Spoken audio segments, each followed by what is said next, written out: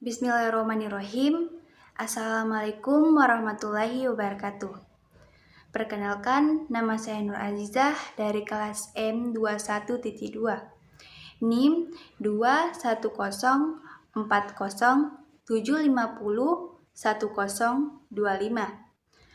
Prodi Pendidikan Guru Sekolah Dasar, Fakultas Ilmu Pendidikan, Universitas Negeri Makassar. Di sini, saya akan menjelaskan salah satu permasalahan kesehatan lingkungan, yaitu banjir. Banjir merupakan salah satu bencana alam yang terjadi akibat kondisi alam atau ulah manusia. Banjir terjadi ketika luapan air menggelamkan tanah atau daratan lain yang biasanya kering. Banjir sering terjadi di kota-kota besar dengan permukaan tanah yang lebih rendah dibandingkan permukaan laut dan minim resapan air. Banjir bisa menerjang daerah pemukiman penduduk dan tak sedikit menelan korban jiwa. Menurut analisis Akudus Global Flood Analysis, Indonesia menempati posisi ke-6 negara dengan 80% dari total populasi terdampar banjir setiap tahunnya. Situs ini menampilkan data 15 negara paling rentan dan semuanya adalah negara paling tidak berkembang atau berkembang. Negara India merupakan negara yang menempati urutan pertama, disusul dengan negara Cina. Mengutip data BNPB, banjir pada tahun 2020 merupakan bencana alam terbanyak di Indonesia, yaitu 36,50%, lalu puting beliung 29,80%, tanah longsor 19,60%, kemudian serta kebakaran hutan dan lahan 11%.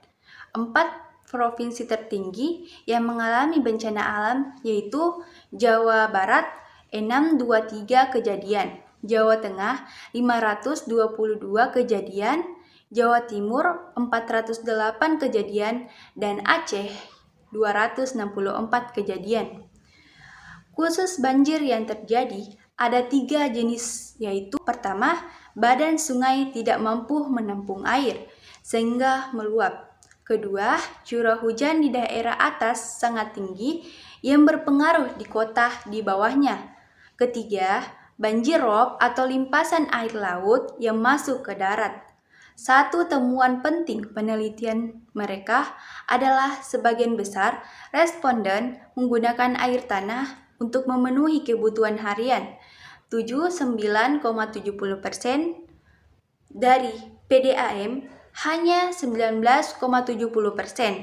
Pemenuhan kebutuhan air dari air tanah dalam sebesar 48,60% dan air tanah dangkal 31,40%. Mengapa memakai air tanah bisa menimbulkan masalah? Pertama, air tanah langsung digunakan tanpa ada pengelolaan.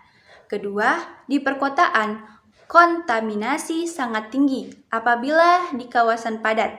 Ketiga, di kota sebaiknya menggunakan air yang diolah. Keempat, penggunaan air tanah berlebihan bisa menimbulkan amblas yang tertinggi risiko kesehatan. Lalu, solusi yang dapat saya berikan yaitu cara mengatasi banjir, yaitu pertama, punya tanaman di rumah. 2, aplikasikan paving block. Ketiga, sediakan biopori di lingkungan rumah. 4, buanglah sampah pada tempatnya. 5, rajin membersihkan saluran air. 6, menjaga lingkungan sekitar. 7, hindari membuat rumah di pinggir sungai. 8, rebusasi dan tebang pilih. 9, hindari menebang liar. 10. Lapor permasalahan seputar banjir melalui Clue 12. Unduh aplikasi pantau banjir.